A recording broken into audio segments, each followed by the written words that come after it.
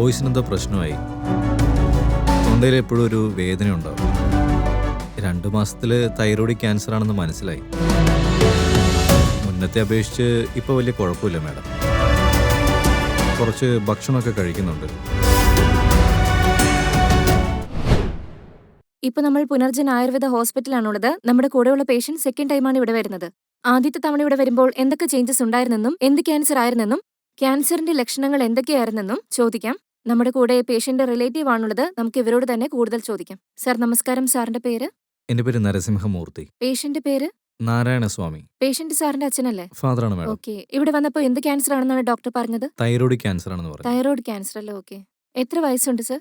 ഒരു 60 വയസ്സ്. 60 വയസ്സിന് മേലെ ഉണ്ടാവും മാഡം. Okay okay. സർ, ഈ തൈറോയ്ഡ് സംബന്ധമായ ക്യാൻസറിന്റെ ലക്ഷണങ്ങൾ എങ്ങനെയാണ് നിങ്ങൾ കണ്ടുപിടിച്ചതെന്നൊന്ന് പറയാമോ? ലക്ഷണങ്ങൾ വന്നതിന് ശേഷമല്ലേ നിങ്ങൾ ഹോസ്പിറ്റലിൽ പോയത്? സോ അതെങ്ങനെ നിങ്ങൾ കണ്ടുപിടിച്ചത്? Voice വരുന്നുണ്ടായിരുന്നില്ല madam. ഡെയിലി സംസാരിക്കുന്ന പോലെ അവരെ കൊണ്ട് സംസാരിക്കാൻ പറ്റുമായിരുന്നില്ല. തൊണ്ടയിൽ എപ്പോഴും വേദന ഉണ്ടായിക്കൊണ്ടേ ഇരിക്കുമായിരുന്നു. ഭക്ഷണം കഴിക്കാനൊക്കെ ഒരുപാട് കഷ്ടപ്പാടായിരുന്നു. ഈ കാരണങ്ങൾ കൊണ്ടാണ് ഡോക്ടറെ പോയി കണ്ടത്. അവർ കുറച്ച് ടെസ്റ്റൊക്കെ ചെയ്ത് നോക്കി. ഞങ്ങളുടെ വീടിനടുത്ത് അനന്തപുരത്തിലാണ്. അവിടേക്കാണ് ഞങ്ങൾ കൂട്ടിക്കൊണ്ട് പോയത്. അവർ MRI സ്കാൻ അങ്ങനെ എല്ലാ ടെസ്റ്റുകളും എടുത്ത് നോക്കിയായിരുന്നു. അങ്ങനെയാണ് ഇത് മനസ്സിലായത്. അപ്പോൾ എന്തിനാണെന്ന് ചോദിച്ചപ്പോൾ സർജറി ചെയ്യണം, ചെറുതാണെന്നൊക്കെ പറഞ്ഞു. വലിയ പ്രശ്നമൊന്നുമില്ല, ചെറിയ ക്യാൻസർ ആണെന്ന് പറഞ്ഞു. സർജറി ചെയ്താൽ മതി എന്ന് പറഞ്ഞു. സർജറി ചെയ്തതിന് ശേഷം 1 മാസം കഴിഞ്ഞിട്ട്, അതിനുശേഷം ഈ കോവിഡൊക്കെ വന്ന സമയത്ത്, ഈ ലോക്ക്ഡൗണുള്ള സമയത്ത് ഞങ്ങൾക്ക് മരുന്ന് മേടിക്കാനൊന്നും പോകാൻ പറ്റിയില്ല. ആ 1 മാസം ഞങ്ങൾ ഡിലേ ചെയ്തുകൊണ്ട് അത് വലുതായി ലങ് ക്യാൻസറായിട്ട് മാറി. അത് രണ്ടാമതും വന്നു. അതിന്റെ ലക്ഷണങ്ങളൊക്കെ വേറെ തരത്തിലായിരുന്നു. അതുപോലെ ആയിരുന്നില്ല. ഭക്ഷണമൊന്നും കഴിക്കാൻ പറ്റിയിരുന്നില്ല. ഇത് രണ്ടും തമ്മിൽ എന്തൊക്കെ ചേഞ്ചസ് ഉണ്ടായിരുന്നത്? സ്റ്റാർട്ടിങ്ങിൽ തൈറോയ്ഡ് ആയിരുന്നില്ലേ? അതിനുശേഷമല്ലേ ഈ ക്യാൻസർ വന്നത്? ഇതിന്റെ ലക്ഷണങ്ങൾ എന്തൊക്കെയായിരുന്നെന്ന് പറയാമോ? അത് വന്നതിന് ശേഷം അദ്ദേഹത്തിന് സാധാരണ പോലെ ഇരിക്കാനൊന്നും കഴിയുമായിരുന്നില്ല. ഒന്നും കഴിക്കാൻ പറ്റിയിരുന്നില്ല. ഒരു ഗ്ലാസ് വെള്ളം കുടിക്കുന്നതിന് നമുക്ക് 2 മിനിറ്റ്സ് പോലും ആവശ്യം വരില്ലല്ലോ. ഒരു ഗ്ലാസ് വെള്ളം കുടിക്കുന്നതിന് ഏകദേശം ഒരു 10 മിനിറ്റ് സമയം എടുക്കും അദ്ദേഹത്തിന് ആ സമയത്ത്. ഇതെന്താ പ്രശ്നം എന്ന് അറിയാൻ ഡോക്ടറെ കാണാൻ പോയായിരുന്നു. അപ്പോൾ ഇത് തൈറോയ്ഡ് അല്ല, വേറെ ക്യാൻസർ ആണെന്ന് പറഞ്ഞു. എന്താണ് നോക്കണമെന്നും പറഞ്ഞു.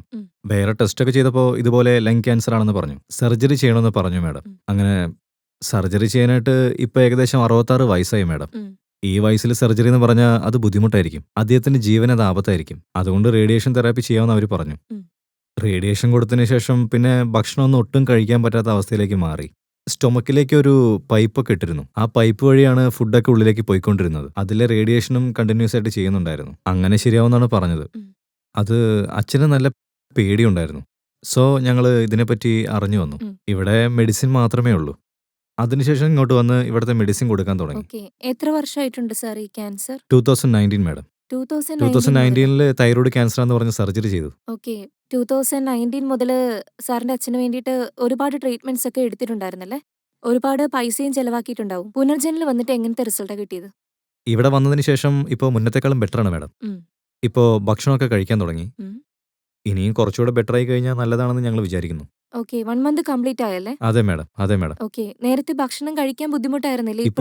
ഇപ്പൊ കുറച്ചൊക്കെ കഴിക്കുന്നുണ്ട്. ഓക്കെ. ഇപ്പൊ ഭക്ഷണം കഴിക്കാൻ പറ്റുന്നതിൽ സന്തോഷമുണ്ടല്ലേ നിങ്ങൾക്കൊക്കെ? അതെ മാഡം. കാരണം ഭക്ഷണം കഴിച്ചാൽ മാത്രമല്ലേ നമ്മുടെ ശരീരത്തിന് വേണ്ട എനർജി കിട്ടുകയുള്ളൂ, അതെ അല്ലേ? ശരിയല്ലേ? അതെ. വേറെ എന്തൊക്കെ ചേഞ്ചസ് ഉണ്ടായിരുന്നു 1 മന്തിൽ? ഈ 1 മാസമായിട്ട് ഫുഡൊക്കെ നന്നായി കഴിക്കുന്നുണ്ട്. കുറച്ച് ആക്റ്റീവ് ആക്റ്റീവായിട്ടൊക്കെ ഇരിക്കുന്നുണ്ട്. Okay sir. 1 മന്തിൽ തന്നെ നിങ്ങൾക്ക് നല്ലൊരു റിസൾട്ട് അല്ലേ കിട്ടിയിരിക്കുന്നത്? ഡോക്ടർ പറഞ്ഞതുപോലെ തന്നെ കോഴ്സൊക്കെ നിങ്ങൾ കംപ്ലീറ്റ് ചെയ്തോളൂ.